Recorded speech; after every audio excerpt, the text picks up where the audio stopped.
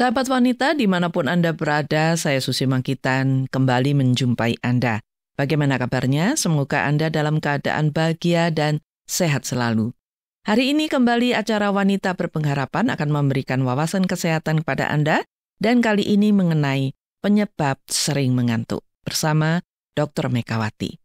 Dan setelah itu Ibu Wihani STH akan hadir dan memberi siraman rohani untuk Anda dengan topik hubungan pribadi dengan Yesus. Semoga semuanya akan menjadi berkat buat Anda dan selamat mengikuti.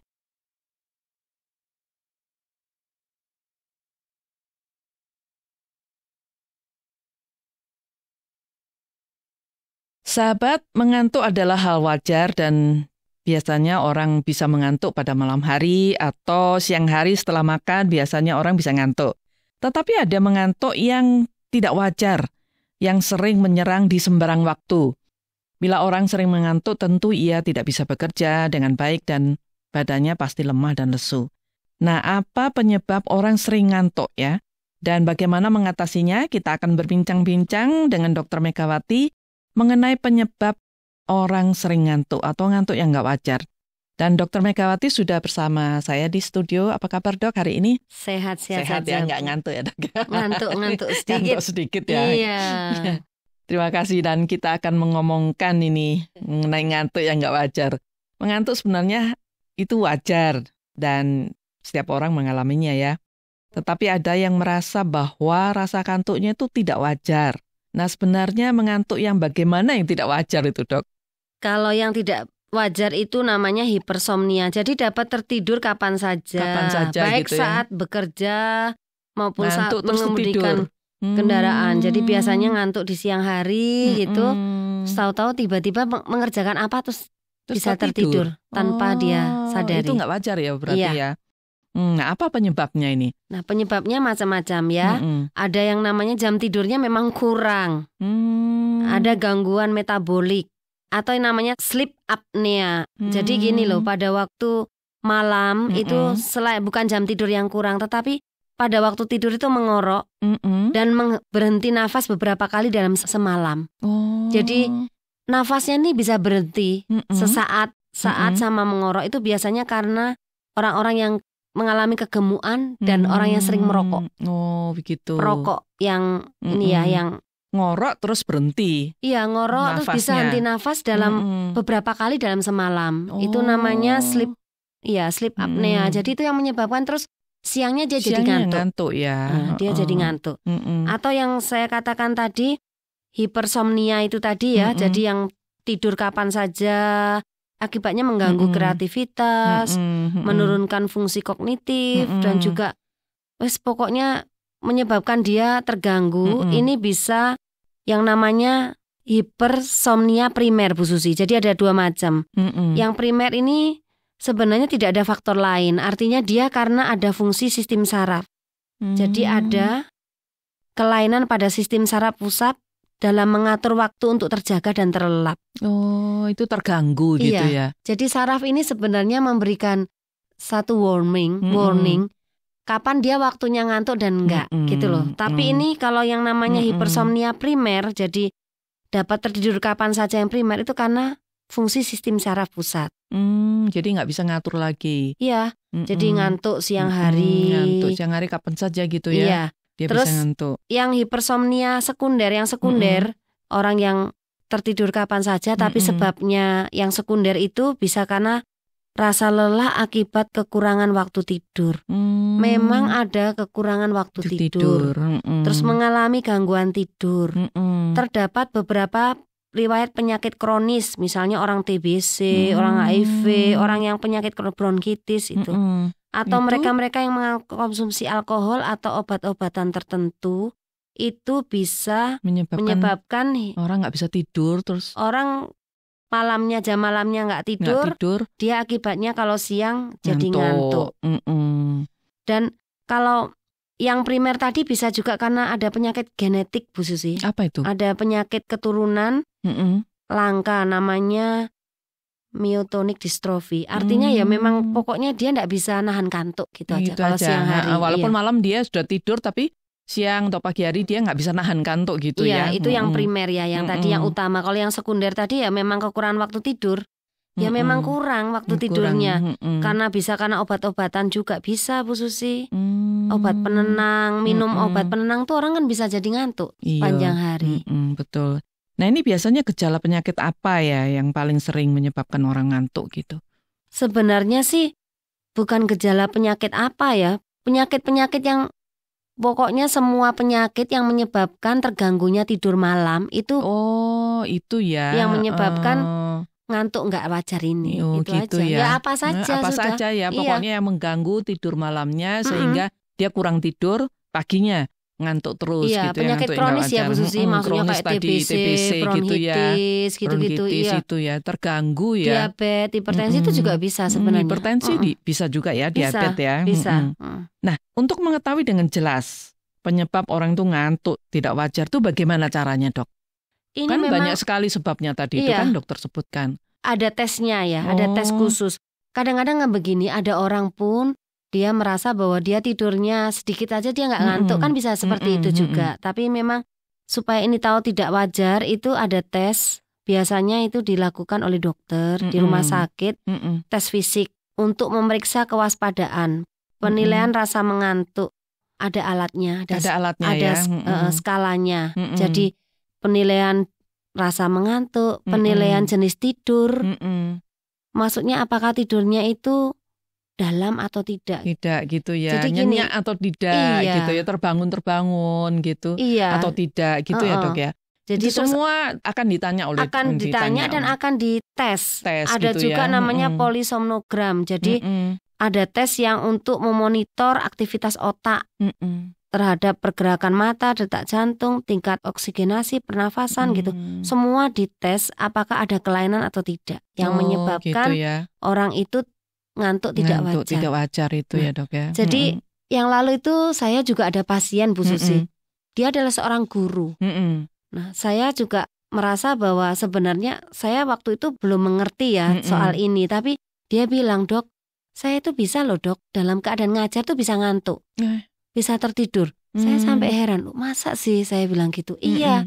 Jadi diam-diam itu naik kendaraan tuh bisa tidur. Bahaya itu ya. Itu iya. Jadi saya bilang mungkin kurang tidur malamnya. Tidurnya sudah nyenyak. Katanya dia sudah tidur, tapi tetap ngantuk. Siangnya itu dia sering seperti tertidur begitu. Jadi memang ada nanti pemeriksaan yang melihat bahwa ini sebenarnya bukan ngantuk biasa. Sebenarnya kalau ngantuk biasa kan juga bisa tuh Bu Susi. Bisa aja. Kalau kita kurang tidur ya mesti ngantuk toh. Iya, gitu loh. Ngantuk. Tapi gitu. ini yang berbahaya atau yang ini nggak yang nggak wajar itu ya memang dalam keadaan apapun tuh bisa tidur. Bayangkan itu kan bahaya gitu. Apalagi kalau pas nyetir gitu loh. Iya, itu kan bahaya itu. Iya, gitu. Jadi akhirnya saya periksakan, saya kirim ke rumah sakit dan diperiksa memang iya. Memang ada kelainan itu dan ada terapinya ternyata. Ada terapinya nanti. Ya.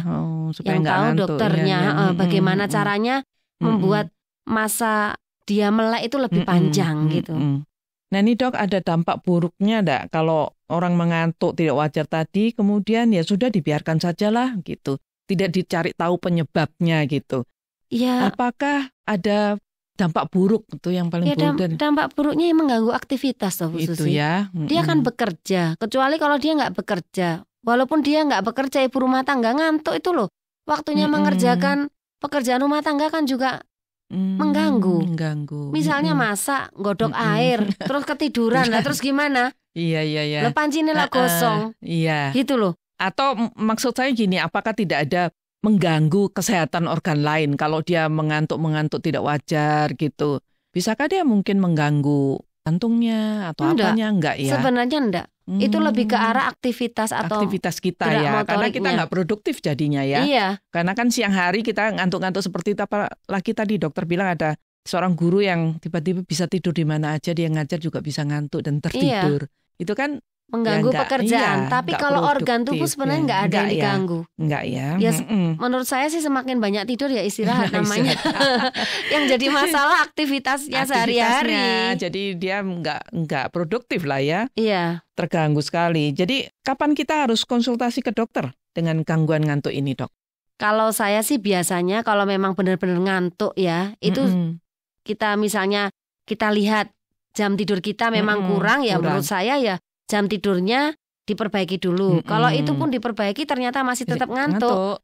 Ya memang harus ke dokter. Ke dokter ya, konsultasi ya dok. Apalagi kalau sampai mengganggu aktivitas. Ngajar sampai tidur terus. Ya dan itu tidurnya itu maksudnya harus mulai dulu enggak? Jadi mendadak langsung gitu. Sebenarnya enak juga ya. Enak. Kalau kita kan harus ada introduksinya. Ada introduksi. Kalau saya introduksi lama kok enggak lama masih mikir-mikir, masih harus baca gitu ya kan. Ya. Ini tiba-tiba ceklek gitu. Nah, itu mesti harus konsultasi ke dokter itu ya. Ya baik dok, terima kasih untuk penjelasannya mengenai mengantuk ini ya, sering mengantuk yang nggak wajar ini. Terima kasih banyak. Sampai ketemu di program berikutnya ya dok ya. Iya, sampai ketemu Bu Susi.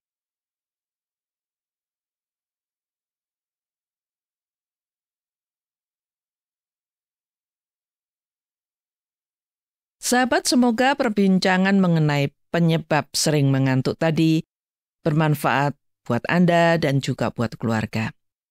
Dan sekarang tetaplah bersama Wanita Berpengharapan karena sesaat lagi Ibu Wihani STH akan hadir dan memberi siraman rohani untuk Anda. Namun sebelum itu, mari kita bersama-sama mendengarkan sebuah lagu yang sudah saya siapkan untuk Anda. Selamat mendengarkan dan semoga Anda terhibur.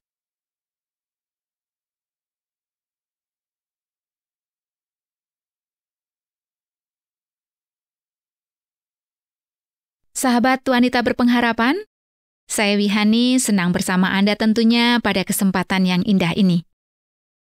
Saya yakin pengetahuan tentang kesehatan jasmani, khususnya tentang penyebab sering mengantuk yang dibawakan oleh Ibu Susi dan Dr. Megawati tadi, sangat bermanfaat bagi kita semua. Nah, sekarang jiwa kita pun membutuhkan kesehatan tentunya. Kali ini saya akan membagikan renungan buat kita semua dengan topik hubungan pribadi dengan Yesus. Sahabatku, ada kisah tentang seorang profesor perempuan yang menghabiskan banyak waktunya untuk mengadakan penelitian dan menulis buku tentang hal-hal mengenai Yesus. Semakin hari, semakin banyak buku yang dia hasilkan. Dan profesor itu merasa bahwa hidupnya semakin bergengsi, banyak dikagumi, dan merasa bahwa level hidupnya ada pada tingkat yang tinggi. Pada saat usianya 60 tahun, ia berjalan-jalan di pertokoan di kotanya. Lalu seorang pembaca bukunya mendatanginya dan mengatakan begini, "Saya yakin hubungan profesor dengan Yesus sangatlah dekat." "Bukan begitu, Profesor?"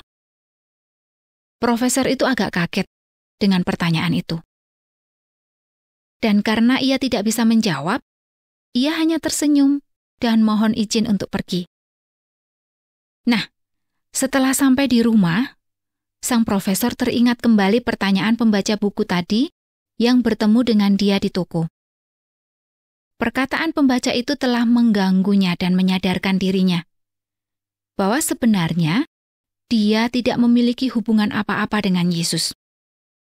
Ia tidak pernah berdoa, dia tidak pernah melakukan apa yang diinginkan oleh Yesus. Ia juga sadar bahwa ia tidak memiliki hubungan yang akrab dan dekat dengan siapapun. Dia sadar, walaupun ia banyak mengadakan penelitian tentang Yesus dan menuliskan fakta-fakta tentang Yesus, juga ada banyak orang diberkati oleh tulisannya dan juga bukunya, bahkan telah membawa orang lain memiliki hubungan yang akrab dengan Yesus, tapi ia sendiri malah tidak memiliki hubungan apa-apa dengan Yesus. Lalu ia merasa bahwa hidupnya ternyata hampa. Ia sadar bahwa sudah sekian tahun lamanya ia habiskan waktu dalam karyanya yang baik tanpa ada dampak spiritual sama sekali dalam dirinya sendiri. Padahal dalam hidup ini, kebutuhan jasmani dan rohani itu harus terpenuhi.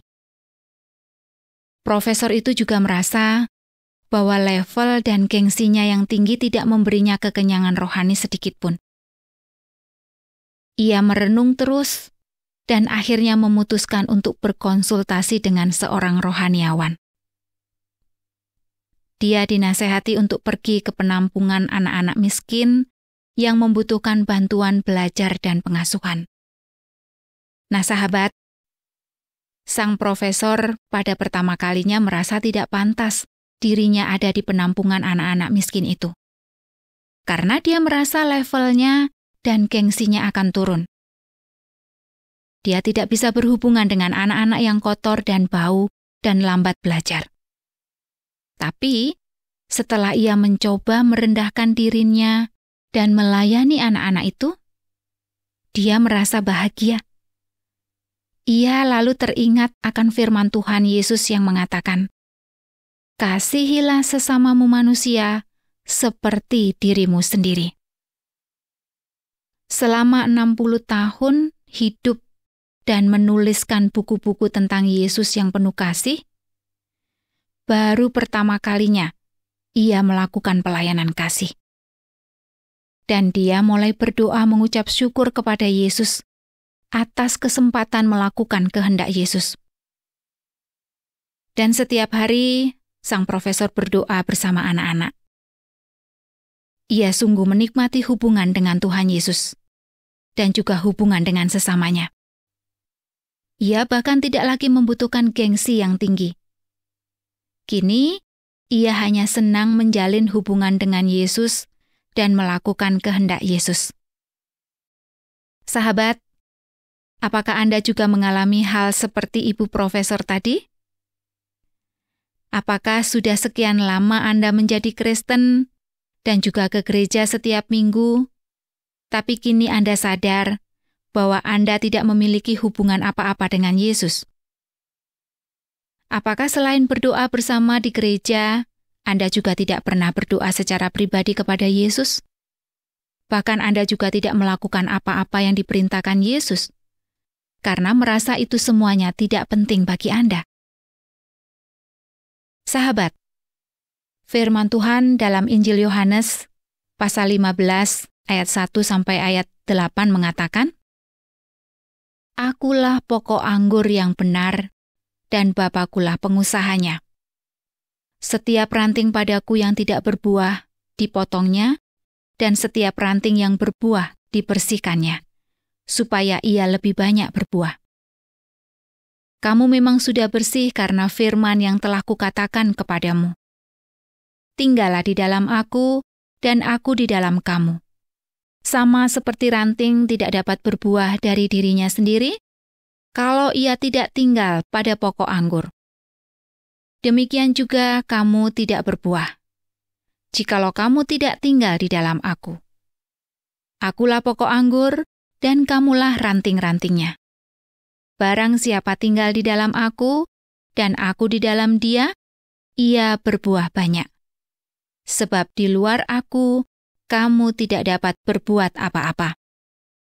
Barang siapa tidak tinggal di dalam aku, ia dibuang keluar seperti ranting dan menjadi kering.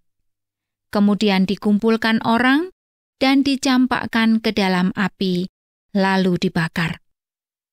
Jikalau kamu tinggal di dalam aku dan firman-Ku tinggal di dalam kamu, mintalah apa saja yang kamu kehendaki, dan kamu akan menerimanya.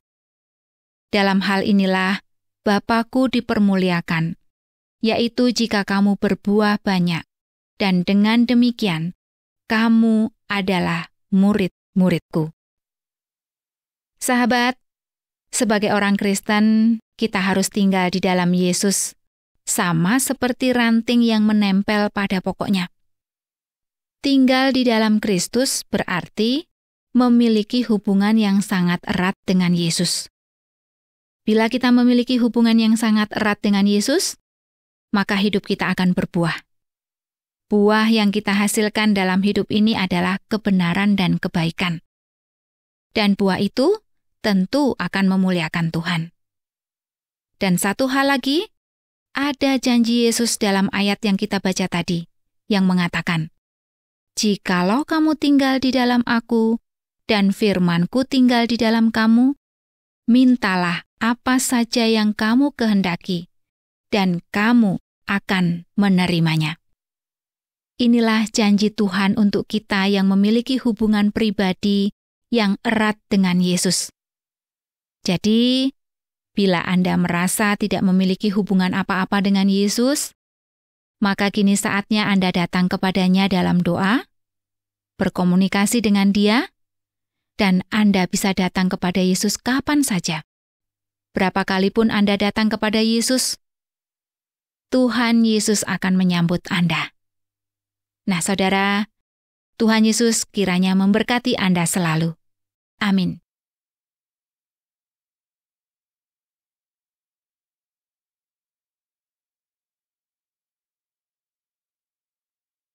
Sahabatku, tak terasa waktu kebersamaan kita sudah habis dan selesai sudah seluruh acara Wanita Berpengharapan untuk hari ini.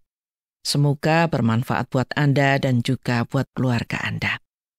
Dan bila Anda ingin menanggapi acara ini atau ingin membagikan pengalaman hidup Anda, langsung saja hubungi Wanita Berpengharapan melalui SMS atau WA ke nomor 081 333 777-386.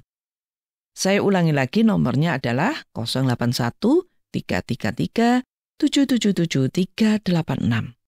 Akhirnya saya Susi mohon pamit dan sampai jumpa. Terima kasih Anda sudah mengikuti program kami. Jika Anda diberkati, jangan lupa like, komen, dan share supaya Anda tidak ketinggalan setiap program terbaru kami. Jangan lupa juga untuk subscribe channelnya dan nyalakan loncengnya. Jika Anda ingin mendukung pelayanan kami, bisa melalui rekening kami berikut ini atau menghubungi kami di sini.